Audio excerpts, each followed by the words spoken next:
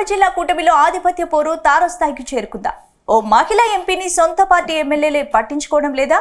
MP వచ్చే కార్యక్రమాలకు సొంత పార్టీ ఎమ్మెల్యేలే డుమ్మా కొడుతున్నారా? అసలు ఎంపీని చూసి ఎమ్మెల్యేలు భయపడుతున్నారా లేక ఇంకా ఏదైనా కారణం ఉందా?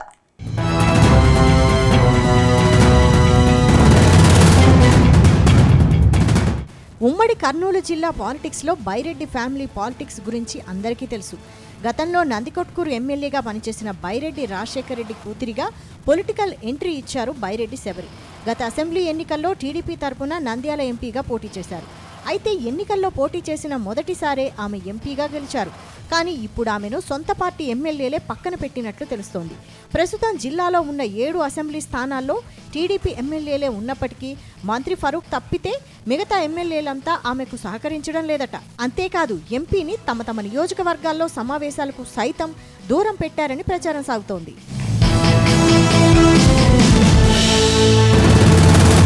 ఇక నంద్యాల లోక్సభ పరిధిలో ఆళ్లగడ్డ, డోన్, నందికొట్కూరు, నంద్యాల, పాణ్యం, బనగానపల్లె, శ్రీశైలం అసెంబ్లీ నియోజకవర్గాలున్నాయి. ఇక నంద్యాల పార్లమెంటు పరిధిలో శబరి పర్యటిస్తే ఆమె కార్యక్రమాలకు హాజరు కావద్దని అధికార పార్టీ ఎమ్మెల్యేలే తమ అనుచరులకు వార్నింగ్ ఇస్తున్నారట. అందుకే శబరి నంద్యాల పార్లమెంటు పరిధిలో పర్యటించినా టీడీపీ నాయకులెవరూ కనిపించడం లేదట. అయితే గతంలో నంద్యాల జిల్లా బీజేపీ అధ్యక్షురాలిగా శబరి పనిచేశారు. ఆ తర్వాత టీడీపీలో చేరి నంద్యాల లోక్సభ స్థానాన్ని దక్కించుకున్నారు. కూటమి సునామీలో ఆమె ఎంపీగా గెలిచి పార్లమెంటులో అడుగుపెట్టారు. కానీ ఎంపీగా గెలిచాక లోక్సభ పరిధిలో ఎక్కడికెళ్లినా కనీసం ఆమెను పలకరించే నేతలే లేరట. ఈ వ్యవహారం ఆమెకు తెగ ఇబ్బందిగా మారిందనే టాక్ వినిపిస్తోంది. అయితే ఇందుకు కారణం లేకపోలేదు. బైరెడ్డి శబరికి ఎక్కువ ప్రాధాన్యత ఇస్తే తమపైనే పెత్తనం చేస్తారని సొంత పార్టీ నేతలే భయపడుతున్నారట. ఇదిలా ఉంటే గత ఎన్నికల సమయంలో తామిచ్చిన డబ్బులు మాత్రం తీసుకొని ఇప్పుడెందుకు ముఖం చాటేస్తున్నారని శబరి అనుచరులు నిలదీస్తున్నారట. ఎన్నికల కోసం దాదాపు 150 కోట్లు ఖర్చు పెట్టి ఎంపీ సీటును కొనుక్కున్నామని శబరి అనుచరులు వాపోతున్నారట. అయితే ఇంత భారీ మొత్తంలో ఖర్చు పెట్టి ఎంపీగా గెలుపొంది ప్రజా సమస్యలు పరిష్కరిద్దామని క్షేత్రస్థాయిలో పర్యటిస్తుంటే ఏ ఒక్క ప్రజాప్రతినిధి రావడం లేదని మండిపడుతున్నారట. మరోవైపు గిత్తా జయసూర్య ఎమ్మెల్యేగా గెలిచారు.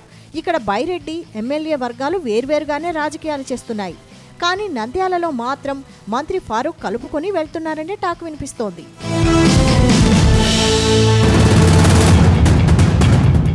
ఇదిలా ఉంటే నంద్యాల పార్లమెంటు పరిధిలోని ఎమ్మెల్యేలంతా ఎంపీ బైరెడ్డి శబరిని ప్రత్యర్థిగానే భావిస్తున్నారట. వామ్మో, బైరెడ్డి వాళ్లను భరించలేం బాబోయ్ అని దూరం జరుగుతున్నారట. దాంతో శబరి అనుచరులు నేతలను నేరుగా ప్రశ్నిస్తున్నారట. ఎంపీకి సహకరించకపోతే గతంలో తామిచ్చిన డబ్బును ఎందుకు తీసుకున్నారని నిలదీస్తున్నారట. మొత్తంగా బైరెడ్డి రాజశేఖర రెడ్డి వారసురాలిగా పొలిటికల్ ఎంట్రీ ఇచ్చారు బైరెడ్డి శబరి. తండ్రి మాదిరిగానే శబరిలో వెటకారం ఎక్కువనే టాకు ఉంది. అలాగే పబ్లిసిటీ, అటెన్షన్ ఎక్కువనే విమర్శ ఉంది. కాస్త చోటిస్తే అందరినీ తొక్కేస్తారనే భయం టీడీపీ నేతలను వెంటాడుతోంది. అందుకే ఆమెను ఎంపీ కోటా నిధుల్ని కూడా అడిగే దిక్కు లేదనే మాట వినిపిస్తోంది. ఒకవేళ నిధులు కేటాయించినా జోక్యం చేసుకోకూడదని, అంతా తామే చూసుకుంటామని ఎంపీకి ఎమ్మెల్యే తరపు వారు తెగేసి చెబుతుండడం చర్చనీయాంశంగా మారింది.